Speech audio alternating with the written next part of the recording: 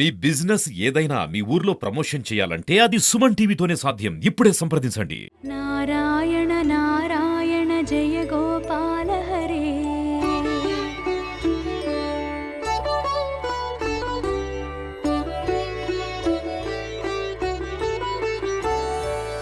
యమునా తీర విహార ధృత కౌస్తుభ మణిహార పీతాంబర పరిధాన సుర కళ్యాణ నిధాన నారాయణ.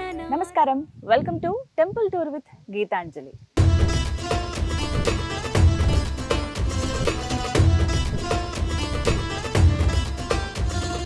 ఇవాల్టి కార్యక్రమంలో భద్రాచలంలో ఉన్నటువంటి అతి ప్రాచీనమైన దేవాలయం వీక్షించేందుకు మనం వచ్చేసాం. భద్రాద్రి అనగానే అందరికీ గుర్తొచ్చేది ఆ సీతారాముల వారి దేవస్థానం. కానీ ఆ దేవాలయం కంటే ముందు నిర్మితమైన అతి ప్రాచీనమైన శ్రీ భూనీల సమేత రంగనాయక స్వామి వారి దేవాలయం కూడా ఒకటి ఉంది.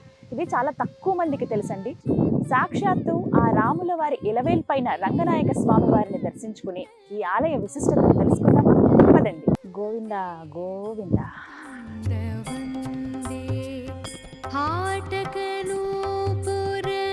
ముందుగా మనకి ధ్వజస్తంభం దర్శనమిస్తుంది.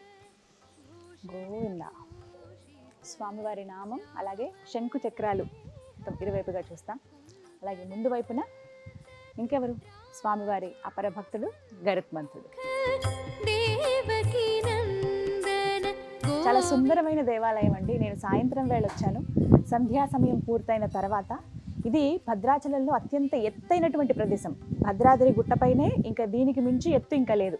ఇక్కడే ఈ ఆలయం నిర్మించడానికి ఎంతో విశిష్టత, విశేషం కూడా ఉంది. అవి కూడా తెలుసుకుందాం. కానీ ఎంత సుందరంగా ఉంటుందంటే గాలంతా వీస్తుంది, మొత్తం గోదావరి అంతా కనబడుతుంది ఇక్కడి నుంచి చూస్తే. భద్రాద్రి మొత్తం కనబడుతున్న ప్రదేశం అన్నమాట అది ఇక్కడి నుంచి.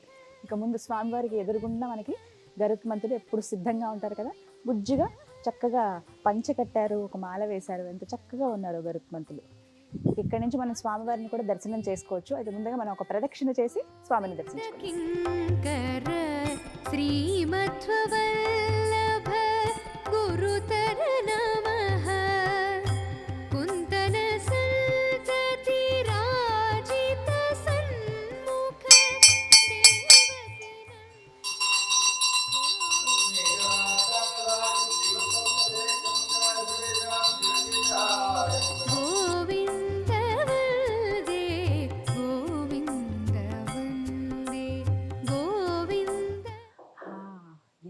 చక్కగా ఉన్నారు స్వామి రంగనాయక స్వామి. నేను చాలా అరుదుగా, అంటే చాలా తక్కువగా వెళ్ళాను రంగనాయక స్వామి ఆలయాలకి. అందులోనూ ఇక్కడ భద్రాద్రిలో ఇలా ఉండడం అనేది చాలా విశేషం.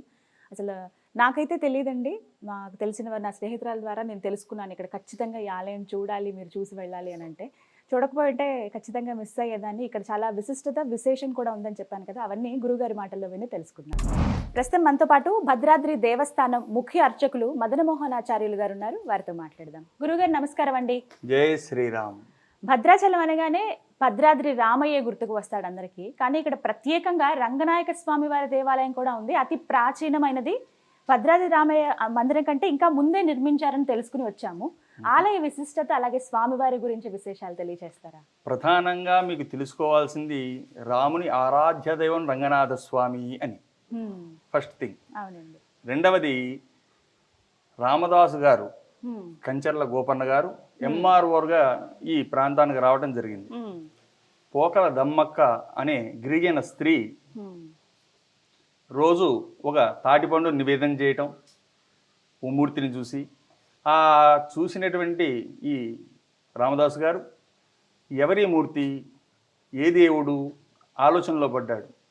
మామూలుగా ధనుర్బాణాలు పట్టుకున్నాడు కాబట్టి రాముడు అందామా అంటే 4 చేతులు ఉన్నాయి ఇక్కడ. ఎవరని భావన చేసుకోవాలి అర్థం కాదా.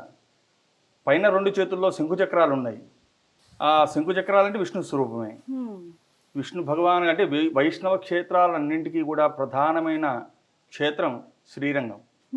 ఆ శ్రీరంగానికి వెళ్ళి అక్కడ ఆ ఆచార్యుడు రఘునాథ భట్టర్ గారని చెప్పి వారిని ఆశ్రయించి, స్వామి ఇలా ఈ దండకారణ్య ప్రాంతంలో నేను ఎంఆర్ఓగా చేస్తున్నాను. ఆ పరిసర ప్రాంతాలు తిరిగేటప్పుడు ఒక గిరిజన స్త్రీ ఒక మూర్తిని ఆరాధన చేస్తూ ఉంది. ఆ మూర్తి ఈ రూపంలో ఉన్నారు.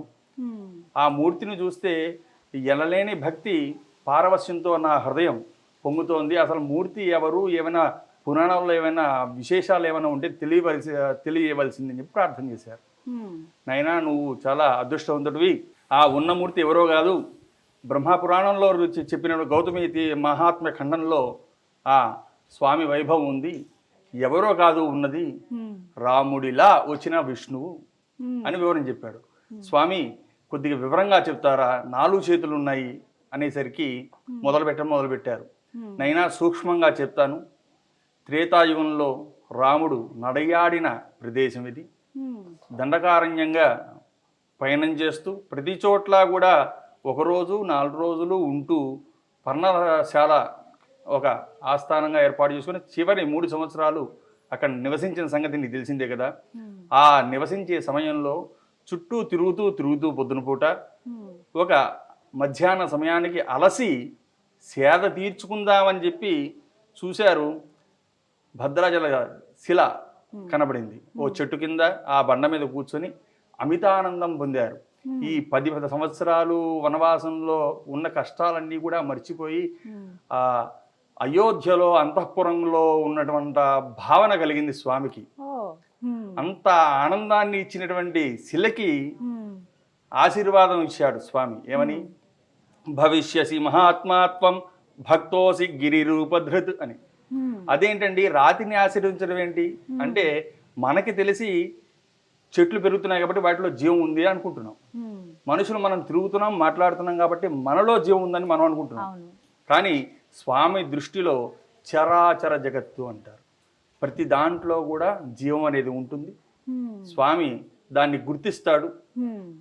ఇటీవల సైన్స్లో కూడా మనకు తెలుస్తోంది రాళ్ళు పెరుగుతున్నాయి అని. ఆ క్రమంలోనే దాన్ని ఆశీర్వదించాడు.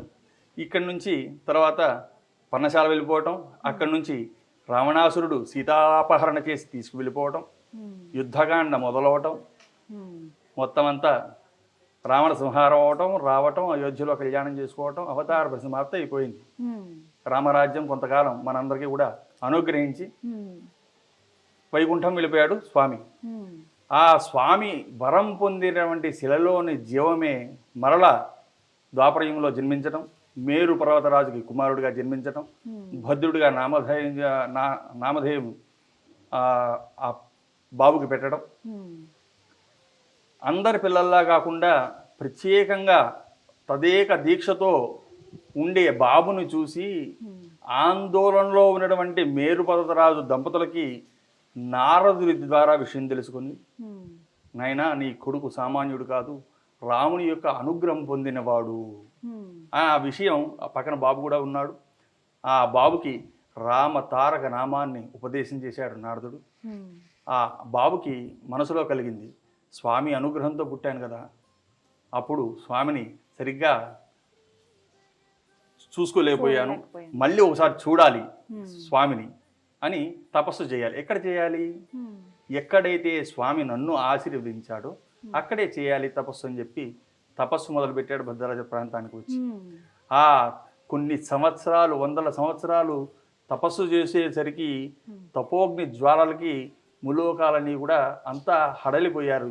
దేనికోసం చేస్తున్నాడు? యజ్ఞం యాగం చేశారంటే ఏదో కావాలే ఉంటుంది కదా, ఫలానా కావాలని. అంతా ఈ తపోగ్ని జ్వాలలకి ఆ వేడికి తట్టుకోలేక విష్ణు భగవాన్ దగ్గరికి వెళ్ళారు స్వామి. బాబు కింద ఎవరో భద్ర మహర్షి చేట తపస్సు చేస్తున్నాడు. అప్పుడు తెలుసుకునేటువంటి స్వామి సాక్షాత్ వైకుంఠం నుంచి శ్రీరమ సీతగాగ నిజ సేవక బృందము వీర వైష్ణవాచార జనంబుగాగా అని చెప్పినట్టుగా ఆ శ్రీరమ అంటే లక్ష్మీదేవి, లక్ష్మీ అమ్మవారే సీతగా, నారాయణుడే రాముడిగా ధనుర్బాణాలు ధరించి ప్రత్యక్షం అయ్యాడు. ఏం వరం కావాలి నీకు? స్వామి నిన్ను చూద్దామని కదా తపస్సు చేసింది, నాకు మరేవి కోరికలు లేవు. అలా కాదు, నీకు వరమిద్దామని చెప్పి నేను వైకుంఠం నుంచి వచ్చాను కాబట్టి ఏదైనా వరం కోరుకో.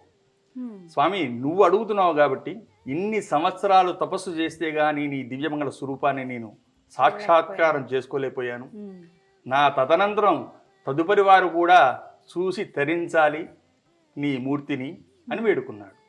అప్పుడు ఆ స్వామి తథాస్తు అని భద్రుని అచలంగా చేసి ఆహా. ఆ హృదయస్థానంలో స్వామి వెలిశారు. అది తెలుస్తూనే ఉంది. అయితే ఈ విషయం వినేసరికి చాలా ఆనందపడ్డాడు రామదాస్ గారు.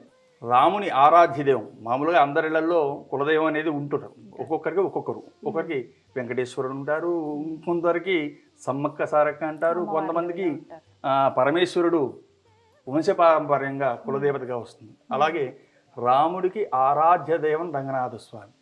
పట్టాభిషేకంలో విభీషణుడికి ఈ రంగ విమానాన్ని అందజేస్తాడు రాముడు. మనకి రామాయణంలో తెలుస్తుంది. అదేమో ఇప్పుడు మనం చూసేటువంటి శ్రీరంగం.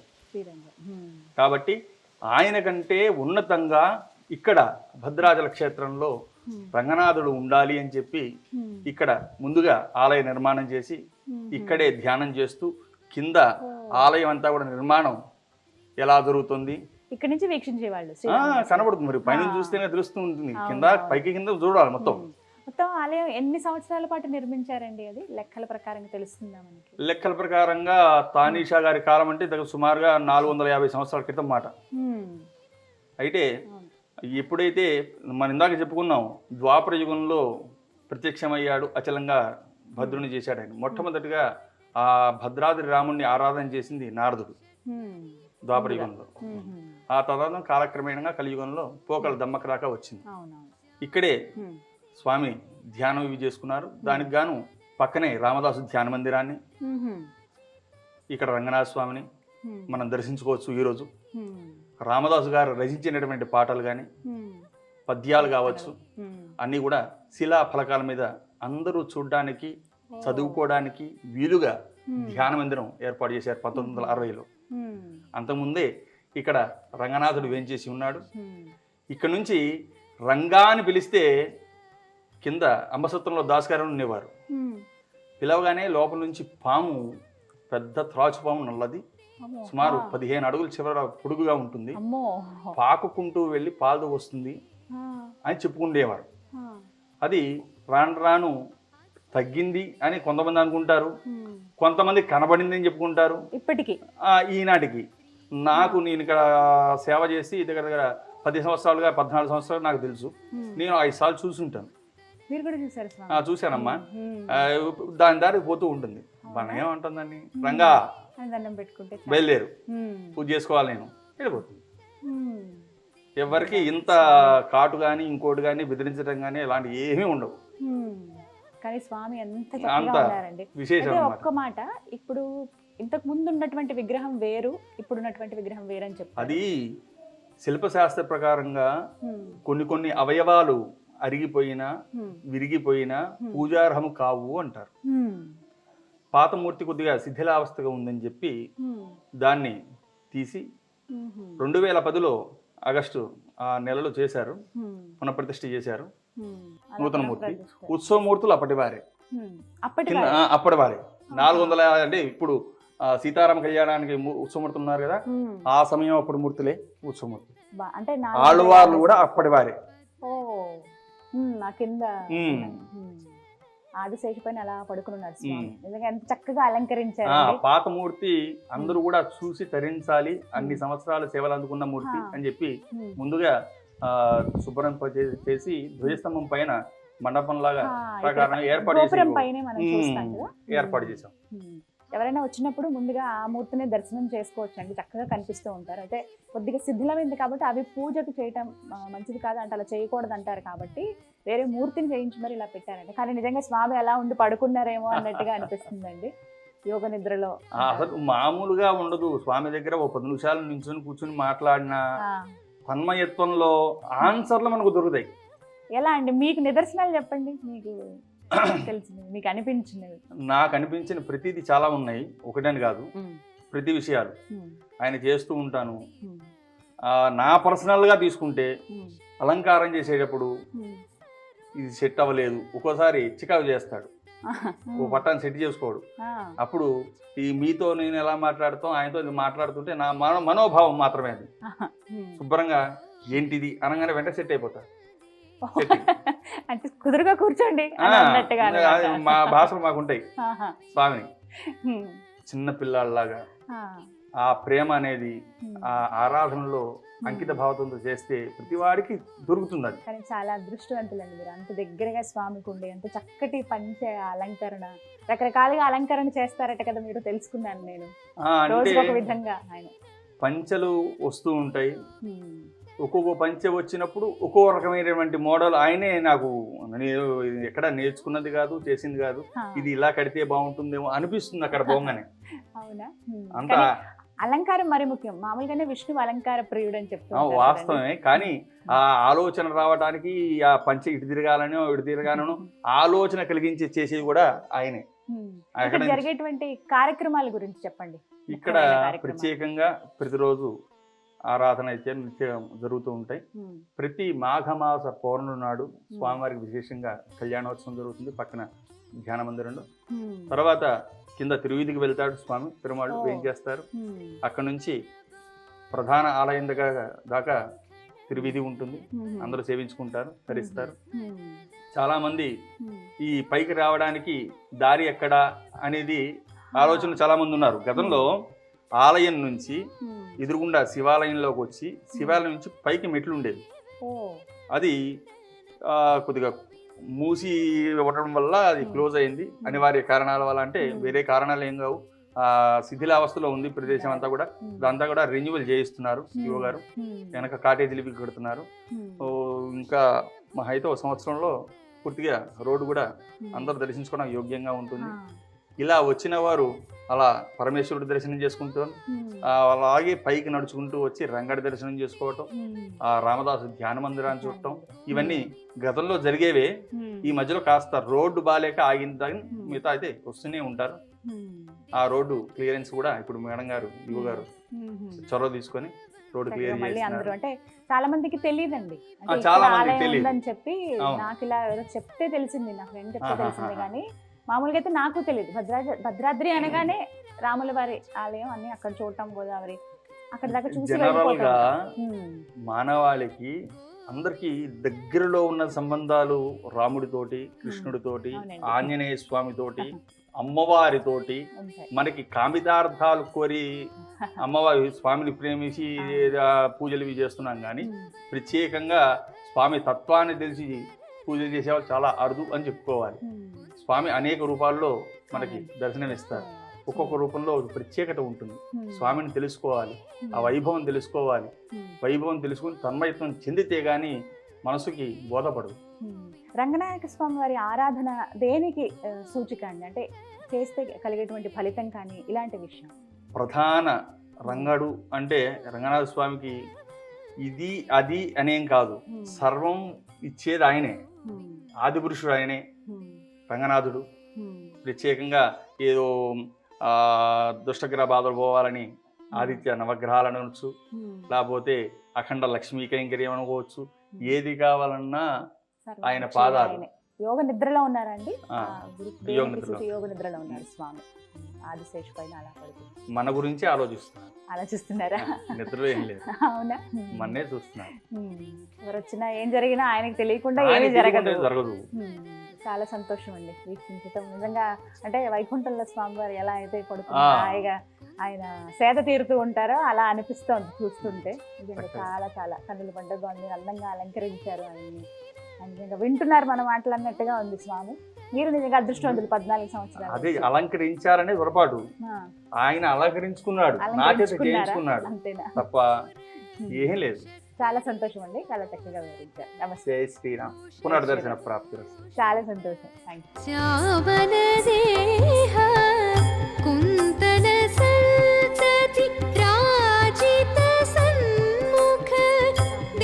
దర్శనం ఎంత చక్కగా జరిగిందో. మూలమూర్తుల్ని ఫోటో తీయకూడదు కాబట్టి మీకు నేను చూపించలేకపోతున్నానండి. మీరు గనక భద్రాద్రి వస్తే రామయ్య దర్శనం చేసుకున్న తర్వాత ఖచ్చితంగా మీరు ఇక్కడికి రండి. ఇంకా మరీ ముఖ్యం ఏంటంటే, మేము ముందుగానే రంగనాయక స్వామిని ఆరాధిస్తాము, వారినే పూజిస్తాము, వారిని దర్శించుకుంటామంటే గనక రంగనాయక గుట్ట అని అడిగితే ఎవరైనా చెప్తారు భద్రాద్రి ఆలయం దగ్గరికి రాగానే.